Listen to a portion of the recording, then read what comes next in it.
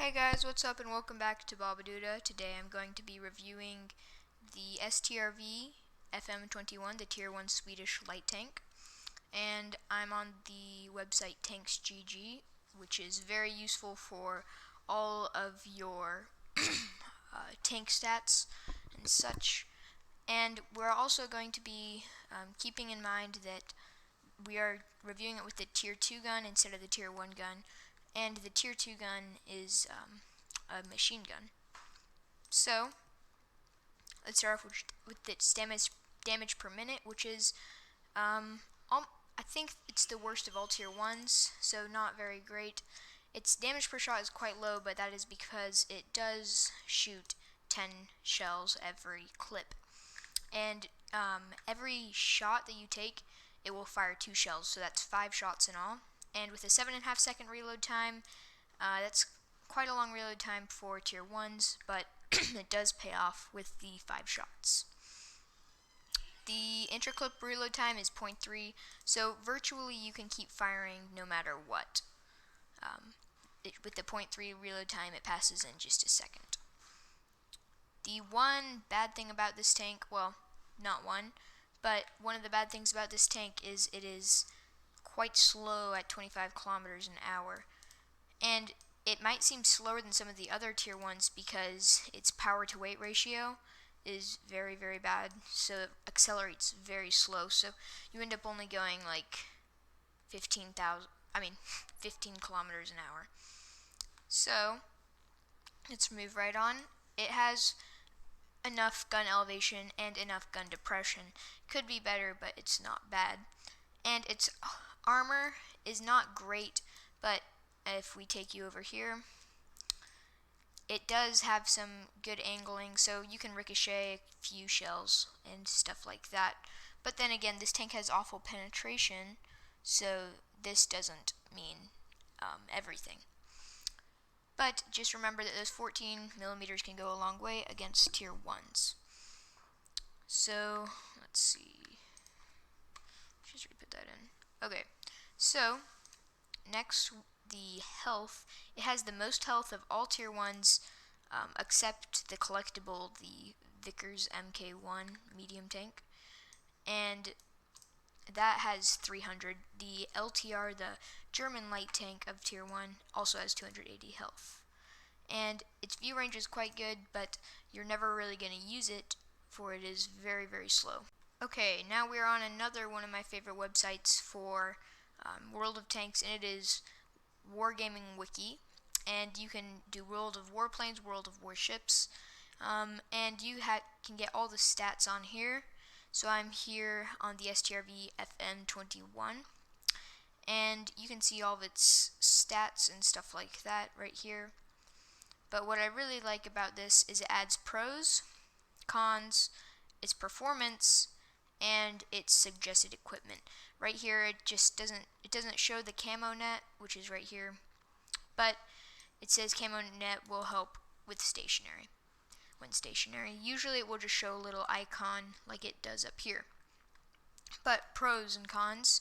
The pros, higher average view range, but as I said earlier, the view range isn't really going to help you with your slow speed. Good reverse speed for Tier 1, which is very useful because if you look at this tank, its front, it's kind of shaped like an armored car, so its front sticks out a lot. So when you're going in a building, when you're shooting around a building, you can turn your tank around and back up so that they don't have the whole front area right here to shoot at. And its fast reverse speed, fastest of all Tier 1s, is very, very helpful for that.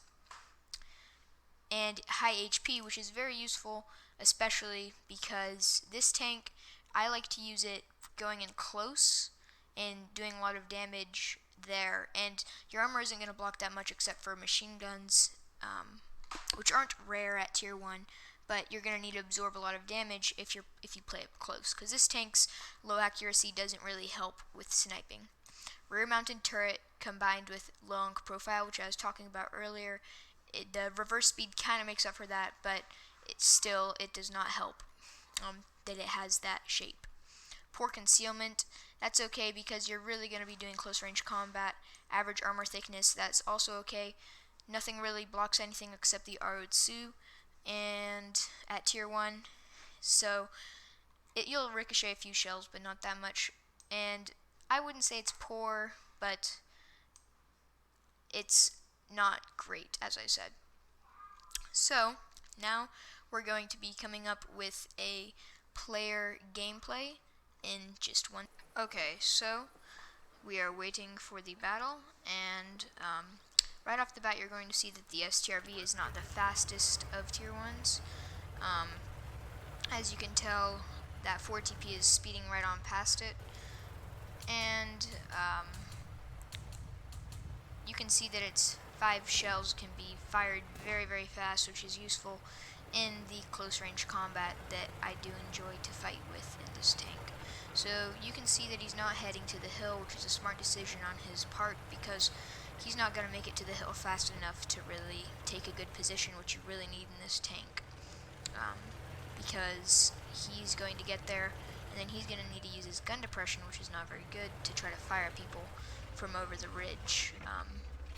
And because, as you can see, there's a big haggle of tanks right there by the hill, and he would be back with about by the Cruiser 1, which would greatly hinder his ability to fight. And in this game, this player, Riven of Gods, does make one big mistake, and that is when he's peeking around the side, he does not hide his hull. As you can see, his hull is very exposed to fire. If I unzoom into free, see this, if you were firing at him right here, you would get this whole thing. As you see, he does luckily block that one shell from the Cruiser 1, but that's not going to help you very much against higher tiers. But he does finish off the Cruiser 1 after taking no damage, which is very lucky for him on his part.